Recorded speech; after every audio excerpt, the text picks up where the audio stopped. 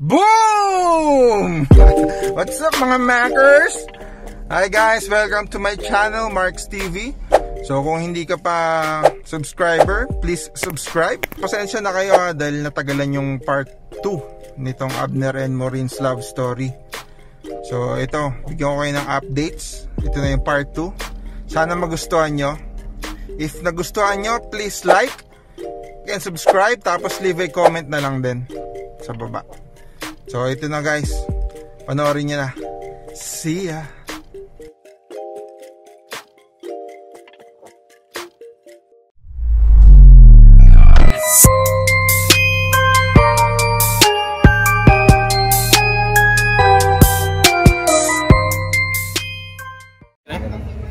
Ito nga pala si JR.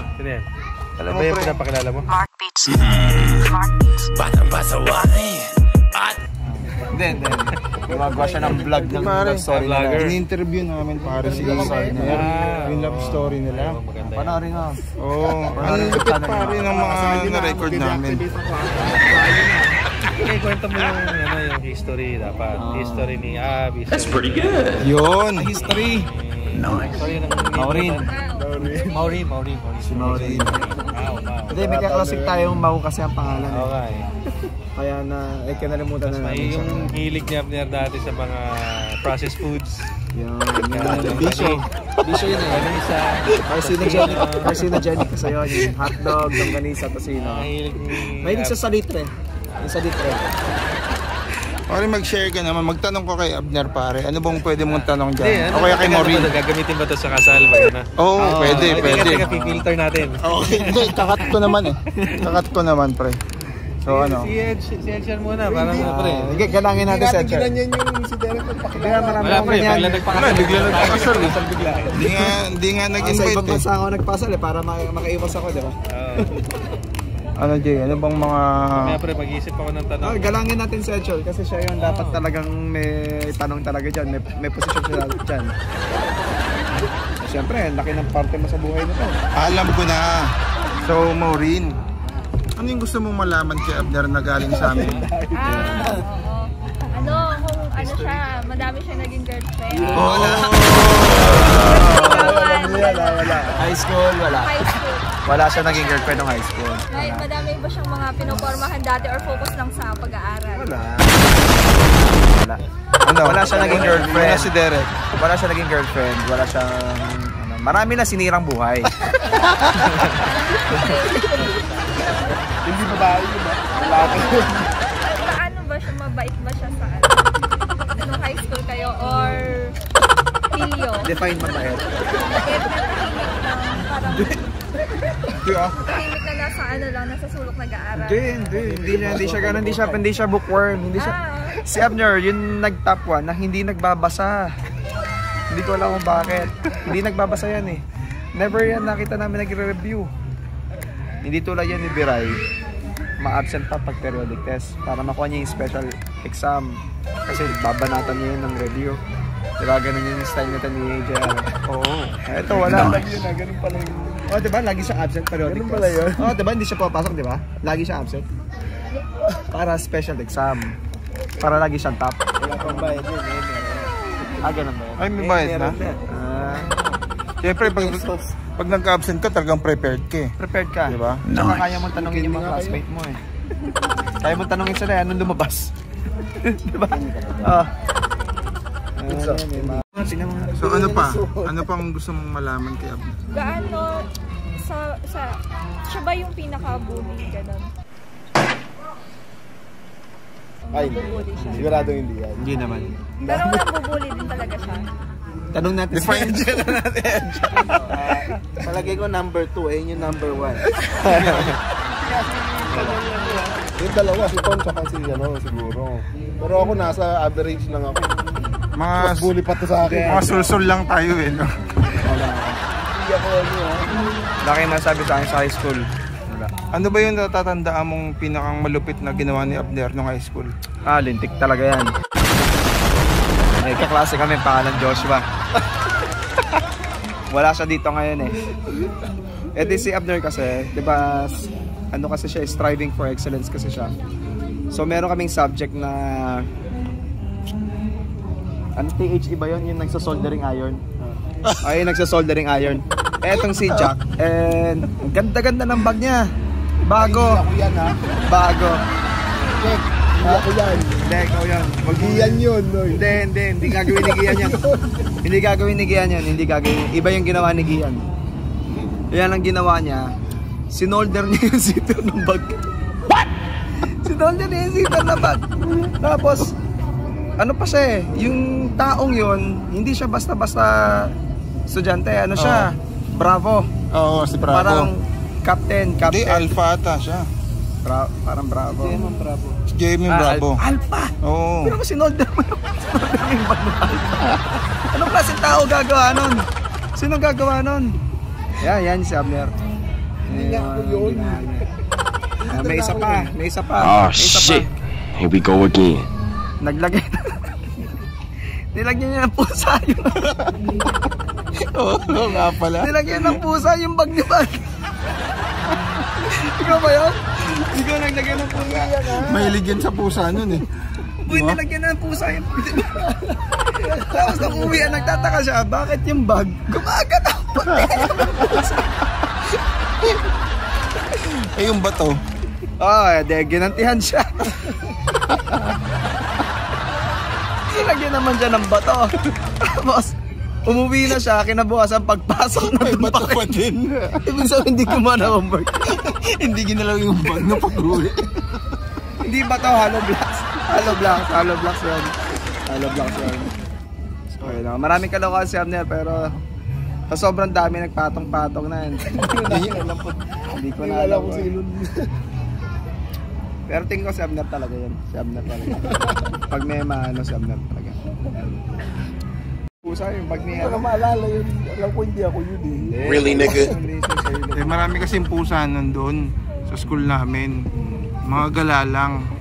So madaling hulihin, tapos yun yung ilalagay. Anong year yun? Naalala niyo ba? Third year. Nagpinuna ako nung sa pag-aaral eh. Maski na. Imposible kong gawin yun kasi Transition period ka na. Kumbaga sa addict withdrawal, parang gano'n yun. Pero mabait naman yan si Ab. Mabait sa babae. So sino ba yung mga naging ka-relationship ni Abner nung high school? Wala ako maalala. Pero sino yung naligawan ni Abner nung high school? Wala. Meron ba? Chef, ano yung sagot ng mga yan? May naligawan ba siya na high school? Hindi ko alam eh. O, ikayin ko, sino yung na-issue kay Abner nung high school? Marami kasi siyang pinaasa, pinaiyak. Pinaasa ka dyan. Pwede bang kay Abner manggaling? Ano ba? Pero pag-aaral lang inatupag ko dyan. Sino ba yung mga pinaasa mo nung high school? Pinaasa? Derek, kung maraming alam na kwento. Okay lang yan, makalam naman natin kasi syempre sa psychology denial yan eh. So pero there will be a time na matanggap niya yung pagkakamali niya. Tas ako hoping lang ako sa harap ni Maureen na sana si Abner makapag-sorry siya sa mga babaeng. Oops. Pero teka lang, natandaan ko parang isang babae lang yung pinag-uusapan natin eh. Ano sa babae? Hindi. Hindi. Marami kailangan nun. Ang dami talaga. So ayaw mong pangalanan. Ayoko. Kasi syempre for the privacy of the person, sira na nga yung buhay. Babanggitin mo pa eh. Ano pa mo kaya harap? Tignan mo ngayon, walang boyfriend ngayon mga yon. Ay syempre na-trauma eh. Lahat yon, di ba? Confirm di ba? Walang boyfriend. Hindi sana sa pig.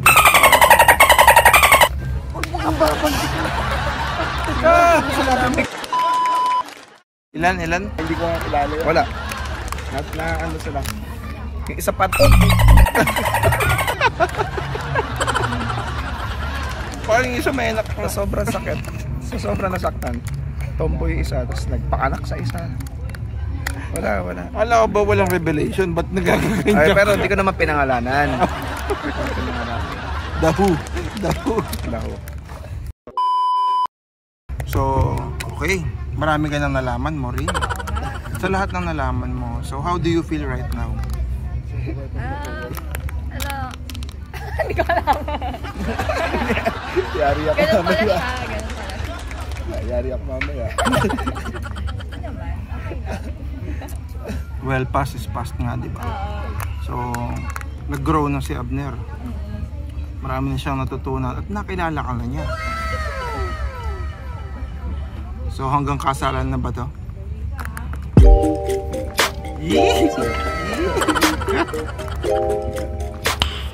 Nice. Invited ba? Invited ba tayo? Pinaplansya pa eh. Depende. Actually, depende sa share natin.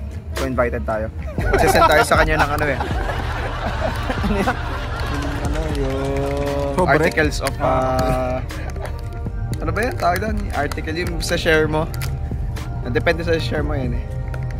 Kapag sa pastor, articles of faith bago ka mag-speak sa isang church eh. Mag-guest ka. May ganun eh. Alam mo, may kasama tayo dito kanina pa eh. Ano yan ang masasabi mo sa mga nalaman mo? Magkakaugali lang kayo lahat. Bakit naman? Birds of the same feather flock together. Totoo ba? Si Maureen naman natin. Maureen. So, marami ka na nalaman kay Abner. At syempre, tanggap mo naman si Abner. Oo naman. So, anong plano nyo?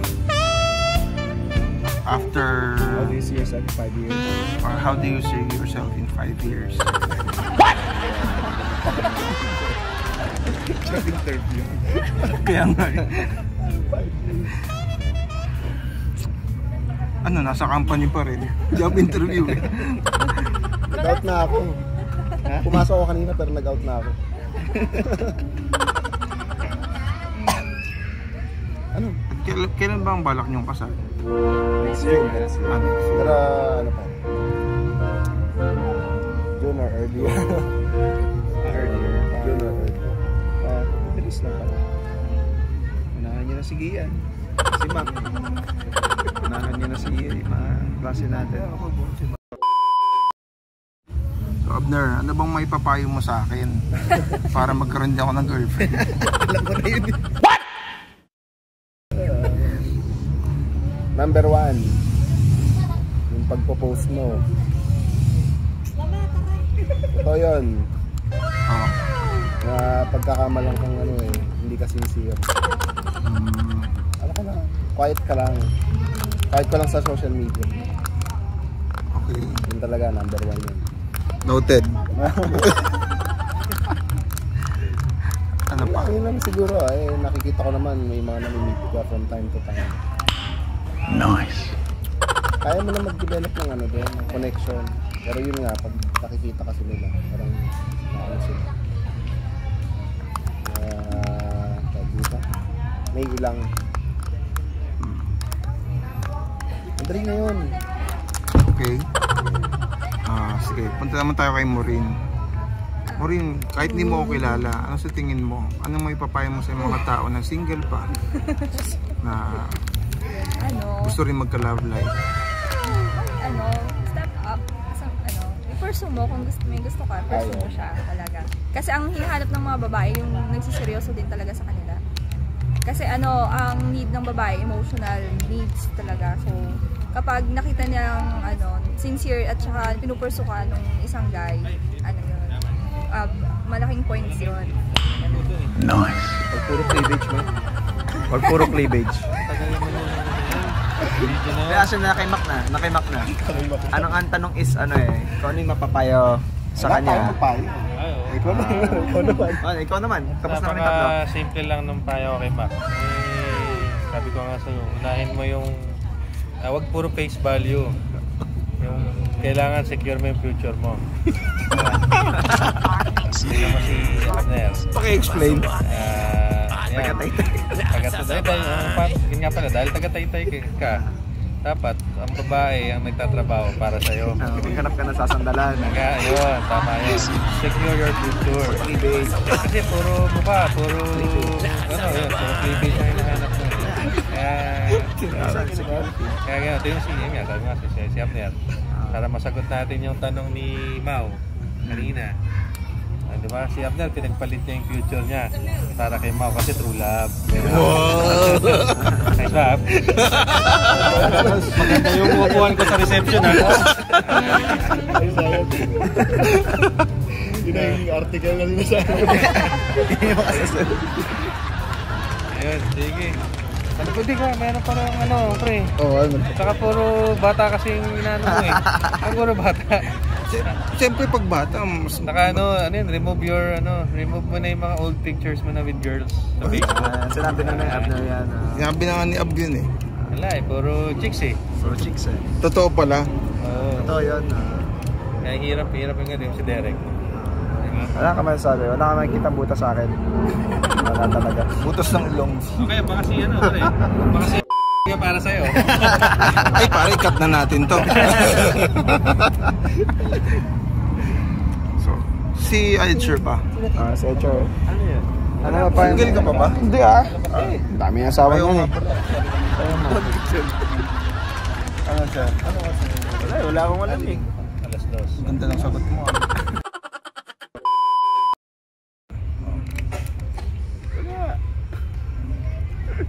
Kailan anak ka na? Magiging dalawa na.